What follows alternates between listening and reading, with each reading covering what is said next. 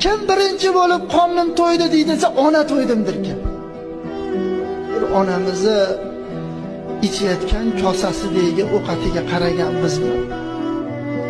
Bechora bir katta go'sht solib yemaydi, chunki erim yesin, o'g'lim yesin deydi. Qo'yiq ovqat ham o'ziga sololmaydi bechora. Lekin qozonni boshida o'zi o'tiradi, o'zi quyadi, lekin o'ziga suyib quyadi. Nimaga? Erim yesin, o'g'lim yesin. Nimaga? Chunki ona ekan. Bir yoshligimizni eslang.